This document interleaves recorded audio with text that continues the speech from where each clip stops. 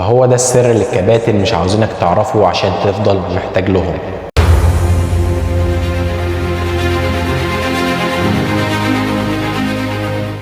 اهلا بيكم يا جماعه. النهارده هنتكلم في فيديو جديد عن سؤال محير كل مبتدئ بينزل الجيم، وهو اتمرن ايه او ابدا نظام تمرين ايه.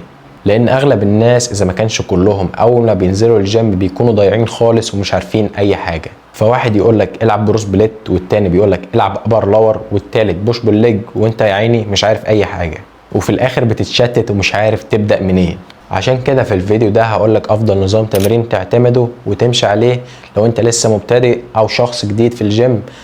النظام ده هيفيدك جدا. لكن اول حاجة عاوزك تعرفها ان مفيش نظام تمرين سحري نهائي، وان النتائج اللي انت بتشوفها دي بتيجي من الالتزام والاستمرارية، مش مجرد نظام تمرين معين. لكن في انظمة كويسة جدا ومهمة جدا انك تبدأ بيها لو انت لسه شخص مبتدئ او نازل الجيم جديد. ومن وجهة نظري ان افضل نظام تبدأ بيه لو انت لسه مبتدئ وهو نظام الفول بادي، يعني تمرن جسمك كله في يوم واحد. لان جسمك كمبتدئ بيستفاد اكتر من تمرين العضلة اكتر من مرة في الاسبوع. وكمان الفول بادي مهم جدا ليك لو انت شخص مبتدئ لكذا سبب. اولا انه بيعلمك اساسيات التمرين بسرعة، لان التكرار بيعلم الشطار ولا الحمار الشطار.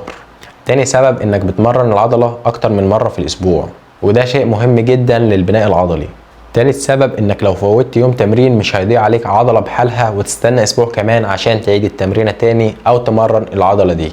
طيب الفول بادي ده المفروض العبه كام يوم في الاسبوع؟ هل كل يوم؟ اكيد لا. 3 ايام في الاسبوع كفاية جدا لو انت شخص مبتدئ، مثلا سبت واثنين واربع او حد وثلاث وخميس. المهم يكون في يوم راحة بين كل تمرينة والتانية، وكل عضلة مش هتحتاج لها غير شكل واحد في التمرينة. يعني مثلا ممكن تبدأ تمرين للرجل، تمرين للظهر، تمرين للكتف، تمرين للصدر، تمرين للدراع اللي هو الباي والتراي، وتمرين للبطن. يعني حوالي 7 اشكال.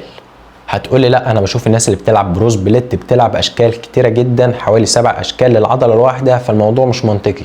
اهم حاجة ليك كمبتدئ هو الصبر والتكنيك الصح. لما توصل لمرحلة متقدمة شوية ممكن نبقى نعمل فيديو عن البروس بليت وفوائده، لكن حاليا زي ما قلت لك افضل نظام ليك هو الفول بادي. واكبر غلطة بيعملها الناس الجديدة في الجيم ان هي بتقلد الناس المحترفة او الناس القديمة اللي بقالها فترة كبيرة بتتمرن. وفي نقطة مهمة جدا هنا، ان العضلة مش بتطلع بكتر التمارين او بكتر الوقت اللي انت بتتمرن فيه.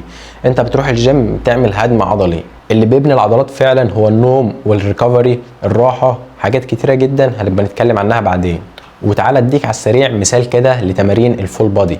مثلا اول تمرينه هتخش للرجل سكوات، للصدر بنش بريس، للظهر لات بول داون، للباي دمبل كيرل، للتراي تراي اكستنشن، للكتف شولدر بريس، وفي الاخر ممكن تلعب كرانشز او اي تمرين بطن بتحبه. وخلي بالك ان كل تمرينه لازم تغير الزوايا اللي انت لعبتها، لكن هو شكل واحد للعضله هيكون كفايه جدا لانك بتتمرن العضله حوالي 3 مرات في الاسبوع.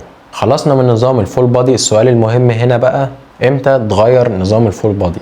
بعد ما تكتسب خبرة وتتعلم اساسيات التمرين وفعلا تلاقي اوزانك بدأت تزيد.